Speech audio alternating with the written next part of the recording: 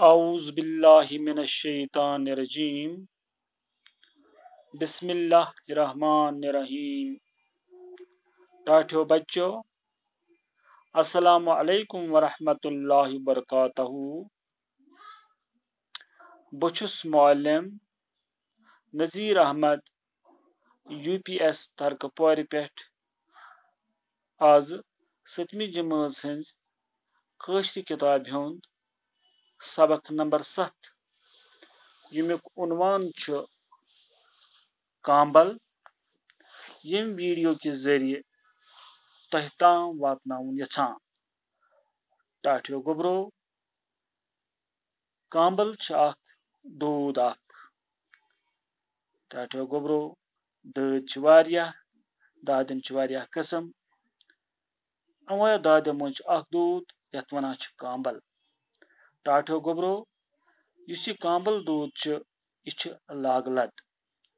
लागलद गो गोबरो, युस बेमार या युस दूध अकिस इंसानस पेठ बिकिस इंसानस हेक तरित वायरस के जरिए, तथ छु वनान लागलद।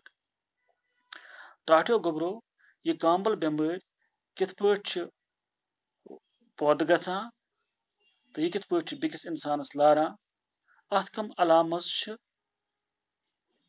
तो अथ क्या इलाज छु, तो यह आज भरुन। टाठियो गोबरो, वलि वुछो यह कांबल बेमार किथ पठ छु पौध सपदान। मास्टर जी तो लड़का क्लास मज किथ पठ समझावान अख टीचर पन्न बच्चन यह कांबल क्या गई। मास्टर जी अकिस बच्चस यस नाव जावेद अहमद तमिस कुन वनान, "ऐ मासा छी खबर जि आफाक अहमद क्या छन आज स्कूल आमुत?" जावेद अहमद वनान मास्टर जीस वापस, "सर, सनिस गामस मज छु वारियाह शुर बेमार। आफाकस ति वोत 5 दह तफ तो यड़ दूध ललवान।" मास्टर जी, "सारने शुरन छा यही दूध?" जावेद अहमद, "तमन छु अचन लिद्रेर फ्योरमुत। आफाक अहमद ओस वनान जि तस छु पेशाबस ति लिदर रंग, मोल छस न केह मगर द्रक छस यवान।" सजाद अहमद, यह क्लासुक ब्याक बच वनान, "सनिस महलस मज ति छु वारियाहन शुरन यहोय हाल।" मास्टर जी, "अहन सर तो दोहाय छुसमो ना वनान जि सेहतुक गछि ख्याल थाउन। छना वोनमुत बुजुर्गो जू और जहां और।"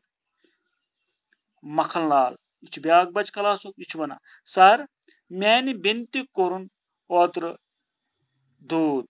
डॉक्टर साहबन वोन जि अमिस छु कांबल।" जावेद अहमद, "सर, कांबल क्या गो?"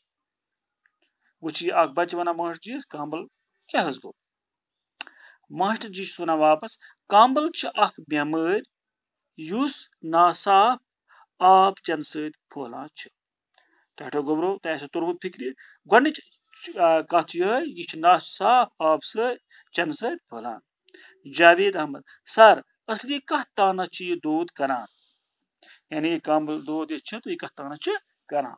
यह वनान जावेद अहमद मास्टर जी। मास्टर जी क्या वापस वनान, "चक छु यह जिगरच बेमार यथ ना अस क्रहन माज वनान छु। क्रहन माजस येलि खराबी गछान छु सु छुन पन काम करित हेकान। अम बेमार हंज लाग छु वायरस और योर तरान। वायरस छु तुम लकट मगर ताकतवर केम यम न अस अछो सत बोजन यवान छु, यम न अस अछो सत बोजन यवान छु।" टाठियो गोबरो, तह तोरु फिक्रि यह कांबल छु तेलि सह बेमार युस लागलद छु। मखनलाल, यह ब्याक बच क्लास, "सर, इंसानस किथ कन तर फिक्रि जि शॉर्ट छु कांबल, यानी अथ कम अलामत छु, यह किथ पठ तर फिक्रि कांबल छु।" मास्टर जी, "बोझु सो गोबरो, इंसान संदिस जिगरस बेमार मुतासिर करान कांबल बेमार 5 दर्ज यानी अत 5 दर्ज कांबल बेमारस अचन लिद्रेर फेरान गच अलामत गई अत अचन फेरान लिद्रेर मल